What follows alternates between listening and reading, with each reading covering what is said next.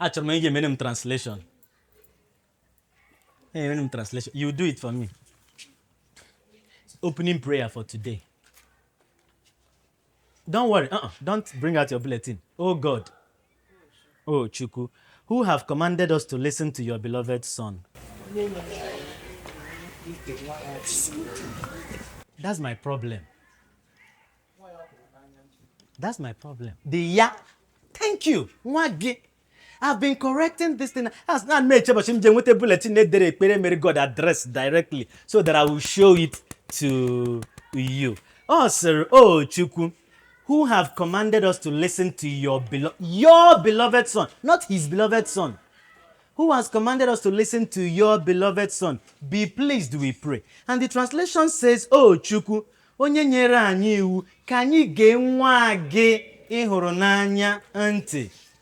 When you say Catholic prayers, I've said it and I'm going to say it again. I may not say it after this. When you pray, I am the first person.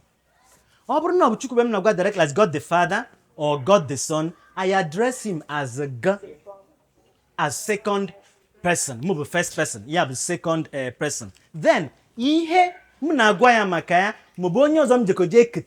in my conversation with him now becomes the ya. So I am the mo, God is the ga, that person is the ya. Now, I gave example that day with ekpere ayiyo katina. O dinwe na anyị Jesu Christi, onye na-ekwuru anyị n'ihu nke Chukwu. Ordinarily, we will say, na onye ọsọrọ ime Virgin Maria bụ nne ya ka ọ bụlazi nna anyị. But it is wrong. It is na onye ọsọrọ ime Virgin Maria bụ nne gị ka ọ bụlazi nna anyị, na onye na-ekwuru anyị n'iru gị. Were ebere mee ka onye ọbụla gbakwutere gị na-achọ ọgọ n'aka gị, nwa aṅụrị site n'aka ya. So I move myself and the girl Jesus and the ya Virgin Maria. You understand? So I cannot hear Jesus and the ya Virgin Maria. Jesus is a girl. Onyo soli nyu aṅụrị site na that one gam another one. Kedu ayiyo ekeneze nwanyị?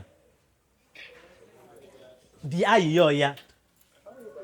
Oh Chukwu, onye sofu nwa gị, ọ bụ onye sofu nwa ya ji ndụ ya n'ọnwụ ya. No, oh Chukwu, onye sofu nwa gị ji ndụ ya. So God that I'm talking to directly is the G, then nwa ya is the ya. I cannot hear him and the ya nwa ya at the same time. Unu watari ya all the technical, but I want you to pay attention to that. Oh Chukwu, onye sofu nwa gị ji ndụ ya n'ọnwụ ya na mbilite n'ọnwụ ya wee gotere anyị nzọpụta nke ndụ. So mụ na-ekwu bụ the mmụọ, ya bụ nnakwa is the girl, and onye m na-ekuzi maka ya bụ nwa bụ the ya.